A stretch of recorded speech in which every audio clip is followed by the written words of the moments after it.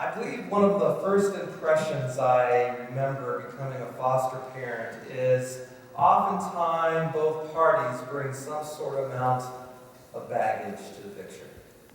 One picture, or at least one element of baggage, was for my first son, Philip, because he came to my door and I realized he didn't like to sit down a lot either. And sometimes, like myself, we would take medication to help keep that control, but also more so to stay focused on subject matters when it came to the classroom. But more so, it seems to happen in conditions of behavioral health, at least in the areas of times when we get a little fidgety. We call it an attention disorder. The element of impulsivity seems to always be the triggering factor in the midst of that. And a squirrel can go across the room, and that becomes the target of the attention. Also, it might lead to impulsives in purchasing things, saying things, or even acts of kindness. We were living in Yuma at the time, and Philip and I decided to go across the border over to Algodones.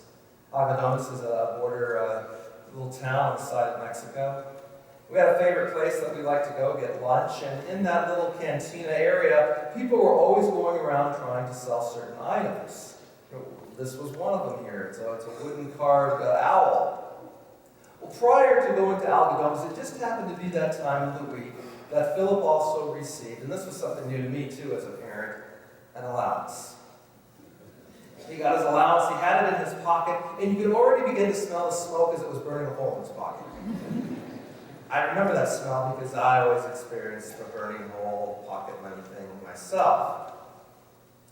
We sat down in this cantina, and lo and behold, the patrons started coming around and trying to get us to buy things, from t-shirts to serapes to sombreros to wood carvings, to this one child who was walking around with a box full of Chiclets gum. Maybe you're familiar with this. They're little square pieces of gum, come in different flavors. If you put them up on your teeth, you look like a bucket. He wanted some of those, but he said no because he had his eye on another item that was coming around the cantina. This heavy wooden carved owl. But as impulse started to tug at his heart there, he noticed that this boy wasn't alone. He was actually with his family as they were all walking around the cantina selling some sort of item, one or another. He then realized that maybe something was tugging at his heart more than what was burning in his pocket. At that moment, he flagged for the young boy to come forward with the Chiclets gum, and he asked him, well, how much is this? And 25 cents. And, Phil reached into his pocket, and he handed him the $20 and said, here, take. And he took a piece of gum. He said, no, you get more for that. He said, no, this is yours. The boy walked away from the table with a huge smile on his face and went over to tell his mother. And shortly the boy came running back again, almost as if he was flying, a burden that had been lifted off of his shoulders. And he said, thank you. Thank you. It was at that moment that I realized that someone special had walked into my house that month. Lo and behold, impulsivity does seem to get the best of us, and out of the kindness of all things, Phil did get the wooden owl as his desired gift, but I think more so out of my respect of his generosity, of his care for this young person. How he wanted to support someone because he was experiencing something himself, being supportive too as a young individual without a home, without a family, and now with a home and with a growing family. We're called to be what's called a supportive community, sustaining one another in all things and in all matters of life. It's in which we are called to reach out to others who we call our own. But also it's to recognize the burden, maybe the conditions of another person too, but not to the extent that it gives us permission to say, I'm walking away from this one. This one's just a little bit more than I can handle. This one's just a little bit too weird and borders the line of crazy. that does not give us the permission when it comes to being a supportive community. See, rather, we are called to embrace the person who is often our own loved ones. Our own loved ones whose journey themselves is such a burden. His or her desire is to be known and to be claimed as someone known, but here's the rub. The rub is for the rest of us bystanders who look on, and we're just waiting for that connection, that desire to be one's own, to take place, to connect. We realize that we're not alone, but that we sustain one another. I mentioned earlier that we're starting a new series this week called Peace of Mind, and the purpose is only this. The purpose here for us as we explore this title called Peace of Mind that surrounds issues of mental and behavioral issues is to create a conversation to which is often considered a closeted conversation. Voices are silent in the midst of mental and behavioral hell. We're called to join as we claim to mend a net of this burden and walk alongside all as the supportive community of whom we are called to call our own. There's often this stigma that when it comes to people with mental illness or behavioral concerns, that there's something that are just shut away, again, closeted, where no one wants to talk about it. It's not my baggage. It's their baggage. We get caught in this whole sense of us and them as if we have no ownership or claim in the midst of it all. Our goal is to start that conversation that feels safe, not judgmental, but committed to the humanity of people. We're called to be a caring and sharing community, to educate one another, to commit to understanding that sense or that feeling of disconnect that can happen in the midst of this type of conversation. We're called to welcome. We're called to support, to awareness, to prayer, to respect, and through advocacy. Here's the fine print, though. I'm not a doctor. I'm not a psychologist. I'm not a counselor. I just have enough information to make me a bit dangerous. To be maybe someone who stands at the gate. To hear, to listen, and to say, this is where we can go. You see, I'm just like you. I'm alone. I'm afraid, and I'm looking for answers in a pool of questions.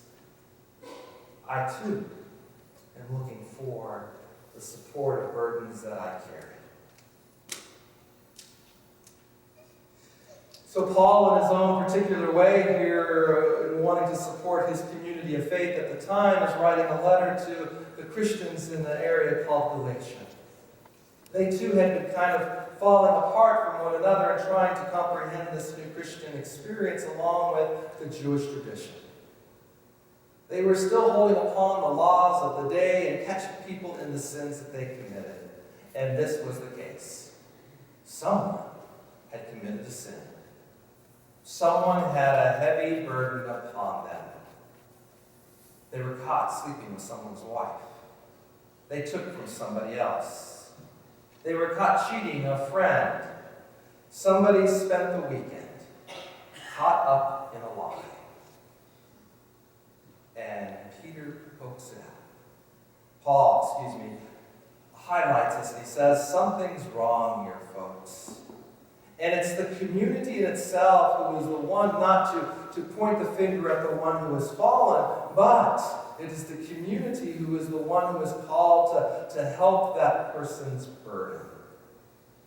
It is the community that's called to walk alongside the person who has fallen with a load of their own stuff. Julie read for us a few moments ago, bear one another's burdens, and in this way you will fulfill the law of Christ. What is the law of Christ? Love the Lord your God with all your heart, with all your mind, with all your soul, and with all your strength. And love your neighbor as yourself. There is no greater commandment than this. And so he says to them, we are supposed to carry the burdens of one another. A word that is used back in the Gospel of Mark, in which it talked about the mending of fish nets. You see, one person can't carry a burden on their own without it slipping out of their hands, but with a mended net, a person can carry much. It's within that perspective, then, that we can read this text not captured in the element of one's sins, but the burden of one's condition. Somebody tried to hang themselves. Somebody had a manic episode and lost control. Somebody drank themselves into a state of depression, trying to feel numbness. Somebody just had a bad day. And we're the ones not to turn away from it, but to come and sustain and be in the midst of that burden with them, to carry them, and to remind them that they too can fly. I think my first image of mental health was a rather awkward one. I was probably about 10 years old, and I heard some commotion happening in the house in the backyard behind our home. And as I looked over, and I'm changing the name, Mr. Jones was just standing on the back porch, just straight up, while Mrs. Jones hurled obscenities at him, spraying him down with garden hose. And he just stood there and absorbed all of that weight, all of that burden, all of that commotion, all of that condition that she could unleash. You see, we stand in the midst of one's conditions to remind them that they're not alone, when very much it feels that way. We walk together and we learn to fly even when we don't have wings. It's been said that 1 in 4 people are affected with mental illness. The other 3 are lying. See, the other 3 too are affected. You see, when someone around us, in our homes, in our workforce, in our lives, in our congregation, wrestle with mental or behavioral concerns or illnesses, or whatever we call it, we too are part of their journey. We too are affected. But we too get to be a part of the effect of carrying one another's burdens, of helping a person know that there's nothing to fear, for we are called to lift up one another.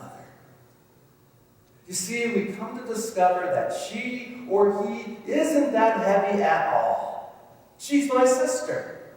She's my brother. She's my mother. She's my father. He's my son. She and he are me. Join us as we walk together, as we carry one another, and as we fly. Let the church sing. Amen.